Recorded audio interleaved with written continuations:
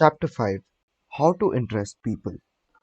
Everyone who was ever a guest of Theodore Roosevelt was astonished at the range and diversity of his knowledge. Whether his visitor was a cowboy or a rough rider, a New York politician or a diplomat, Roosevelt knew what to say. And how was it done? The answer was simple. Whenever Roosevelt expected a visitor, he sat up late the night before, reading up on the subject in which he knew his guest was particularly interested. For Roosevelt knew, as all leaders know, that the royal road to a person's heart is to talk about the things he or she treasures most.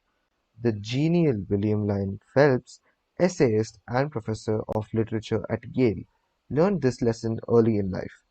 When I was 8 years old and was spending a weekend visiting my Aunt Libby Lindsley at her home in Stratford on the Housatonic, he wrote in his essay on human nature, a middle-aged man called one evening, and after a polite skirmish with my aunt, he devoted his attention to me. At that time, I happened to be excited about boats, and the visitor discussed the subject in a way that seemed to me particularly interesting. After he left, I spoke of him with enthusiasm. What a man! My aunt informed me he was a New York lawyer, that he cared nothing whatever about boats, that he took not the slightest interest in the subject. But why then did he talk all the time about boats? Because he is a gentleman. He saw you were interested in boats, and he talked about the things he knew would interest and please you. He made himself agreeable. And William Lyon Phelps added, I never forgot my aunt's remark. As I write this chapter, I have before me a letter from Edward L. Shalliff, who was active in Boy Scout work. One day, I found I needed a favor, wrote Mr. Shalliff. A big Scout jamboree was coming off in Europe, and I wanted the president of one of the largest corporations in America to pay the expenses of one of my boys for the trip. Fortunately, just before I went to see this man, I heard that he had drawn a check for $1 million, and that after it was cancelled, he had it framed. So the first thing I did when I entered his office was to ask to see the check. A check for $1 million. I told him I never knew that anybody had ever written such a check, and that I wanted to tell my boys that I had actually seen a check for $1 million. He gladly showed it to me. I admired it, and asked him to tell me all about how it happened to be drawn. You notice, don't you, that Mr. Shalliff didn't begin by talking about the Boy Scouts, or the Jamboree in Europe, or what it was he wanted. He talked in terms of what interested the other man. Here's the result. Presently, the man I was interviewing said, Oh, by the way, what was it you wanted to see me about? So I told him. To my vast surprise, Mr. Shalliff continues, he not only granted immediately what I asked for, but much more.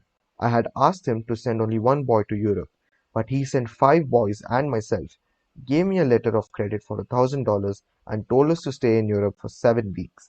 He also gave me letters of introduction to his branch president, putting them at our service, and he himself met us in Paris and showed us the town.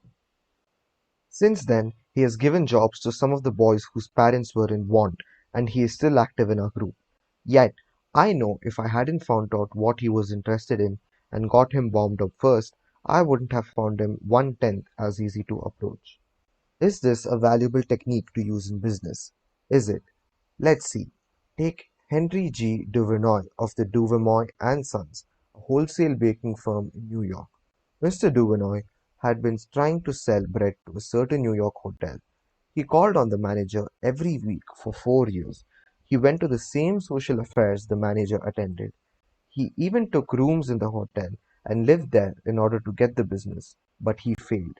Then, said Mr. Duvernoy, after studying human relations, I resolved to change my tactics. I decided to find out what interested this man, what caught his enthusiasm. I discovered he belonged to a society of hotel executives called the Hotel Greeters of America. He not only belonged, but his bubbling enthusiasm had made him president of the organization and president of the International Greeters. No matter where its conventions were held, he would be there.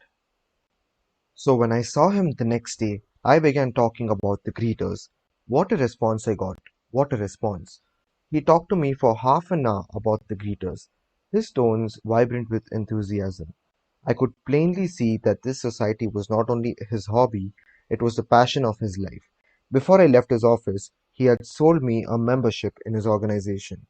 In the meantime, I had said nothing about bread, but a few days later, the steward of his hotel phoned me to come over with samples and prices. "I don't know what you did to the old boy," the steward greeted me, "but he sure is sold on you."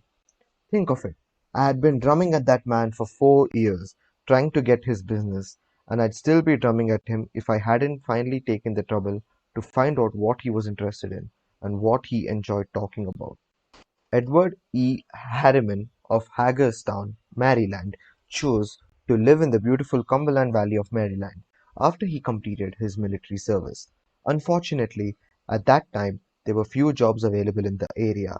A little research uncovered the fact that a number of companies in the area were either owned or controlled by an unusual business maverick, R. J. Funkhauser, whose rise from poverty to riches intrigued Mr. Harriman. However, he was known for being inaccessible to job seekers. Mr. Harriman wrote, "I interviewed a number of people and found that his major interest was anchored in his drive for power and money.